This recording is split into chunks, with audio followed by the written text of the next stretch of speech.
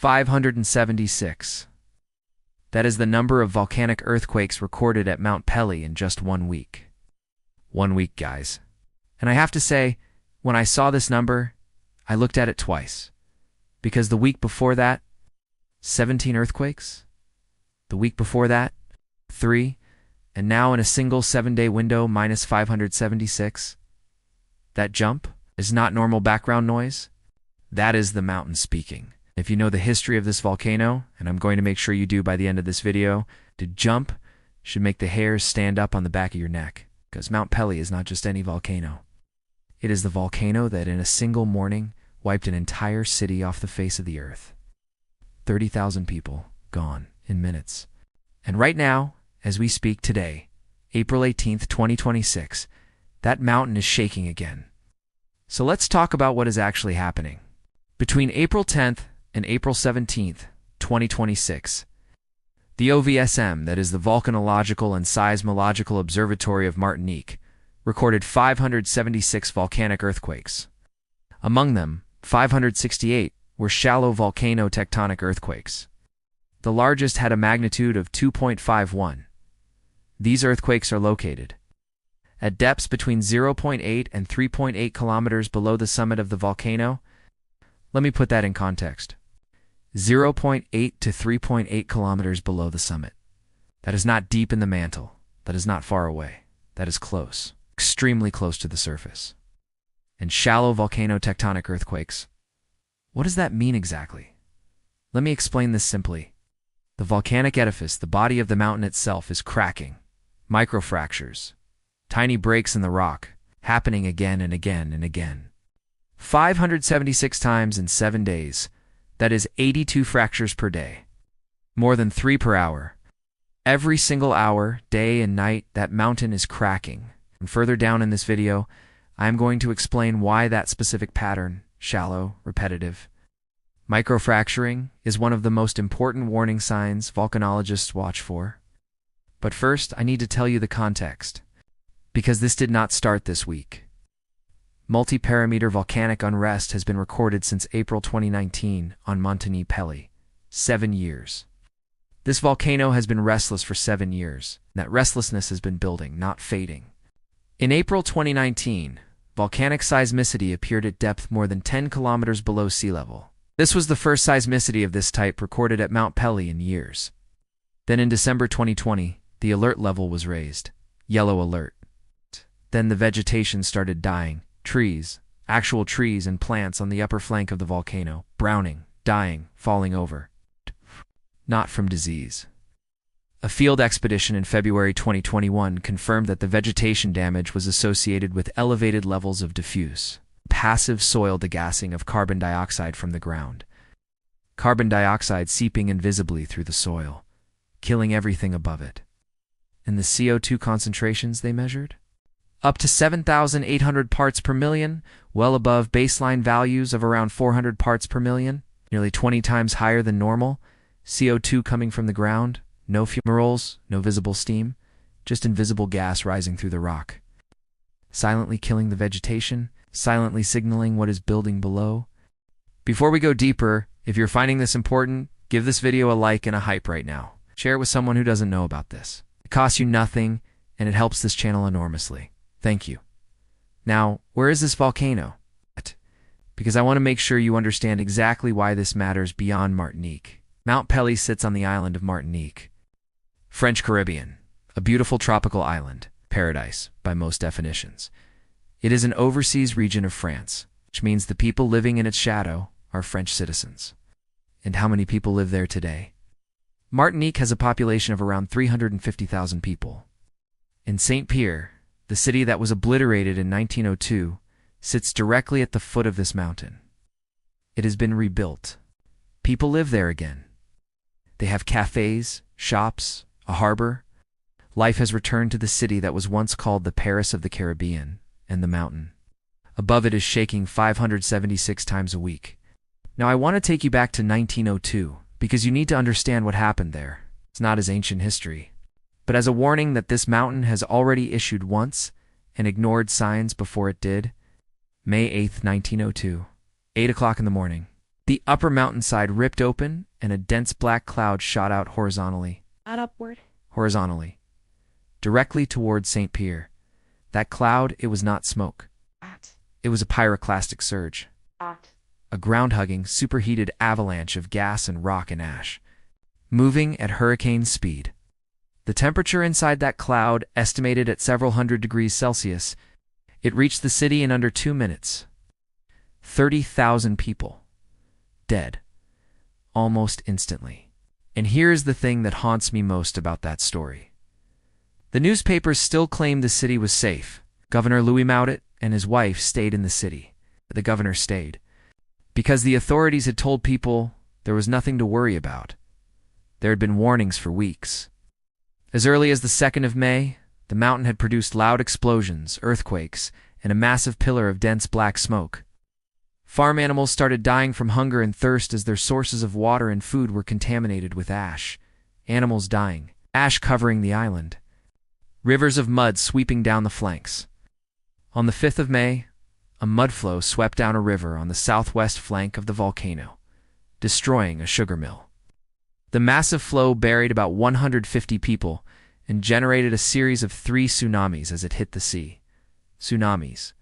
Before the main eruption even happened. And still, people were told to stay. There was a local election scheduled. The governor did not want people to panic and leave. Politics in the shadow of a volcano.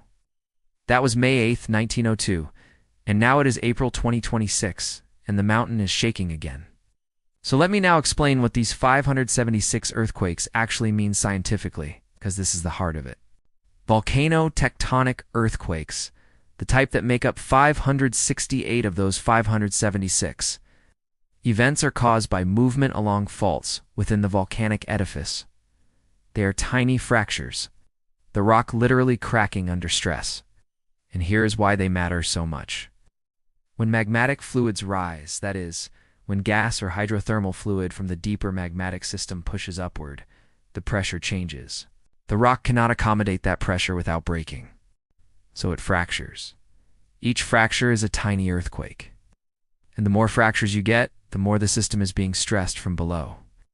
The modeling of deformation data favors an inflation source located at about 1 kilometer below and slightly southwest of the summit, in the area of the hydrothermal system.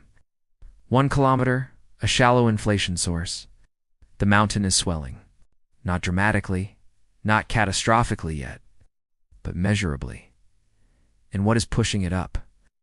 This protracted unrest most likely reflects the ascent of a limited volume of deep magmatic fluids. Gas and hydrothermal water that have reinvigorated the shallow hydrothermal circulation. Deep magmatic fluids rising, reinvigorating the system. That is the scientific wording. In plain language, something from deep below is pushing upward, making the shallow system more active. It's more pressurized, more fractured. Now, I want to be very honest here. The OVSM has not said an eruption is imminent. The probability of eruptive activity in the short term remains low. However, considering the observations accumulated over the past several years, particularly in recent months, an evolution of the situation in the medium term, weeks to months cannot be excluded. Weeks to months. That is the current assessment. Not everything is fine. Not go back to sleep. Weeks to months cannot be excluded. And the jump from 17 earthquakes per week to 576 earthquakes in a single week, that is not excluded either. That happened. That is real. That is data from the OVSM published yesterday. Now, there is one more thing I found in my research that I think deserves serious attention, because most coverage of Mount Pelée talks about the seismic activity. But there is something happening offshore that very few people know about. An emission zone of magmatic CO2 gas bubbles from the seabed is observed north of Saint-Pierre, at the level of the mouth of the Rivière des Peurs, at a depth of less than 11 meters, bubbles rising from the seabed. Right next to Saint-Pierre, in less than 11 meters of water. Magmatic CO2. That means the gas is coming from the magmatic system, not just from the ground on the flank of the volcano. From the seafloor, in the bay, right next to the city. Picture taken by the OVSM in August 2021. Illustrates the ascent of bubble trains at sea from the seabed at a site located between Saint-Pierre and Le Précheur. Trains of bubbles. rising continuously from the Caribbean sea floor. Right there, in the water where boats sail, where swimmers swim, where fishermen cast their nets. I have to say, when I first read this, I really had to sit with it for a moment, because this is not nothing. This is the mountain exhaling, through the ground, through the seafloor, through the rock itself, and now through 576 earthquakes in a single week. So what happens next? What are the scientists watching? What are the signals that would indicate an escalation? The OVSM is monitoring several things simultaneously. First, the rate and depth of seismic activity. If the earthquakes start moving deeper, that suggests a new fluid pulse from below. If they get shallower, that suggests the pressure front is approaching the surface. The second, deformation. The GNSS network, that is the GPS system they have installed around the volcano, is watching the ground for any significant swelling. Right now, the inflation has been described as minor, but minor can become significant. Third, the gas chemistry. The CO2 and helium ratios in the thermal springs are being monitored, because shifts in those ratios can signal changes in the magmatic contribution to the system. Fourth, the underwater CO2 zone north of Saint-Pierre.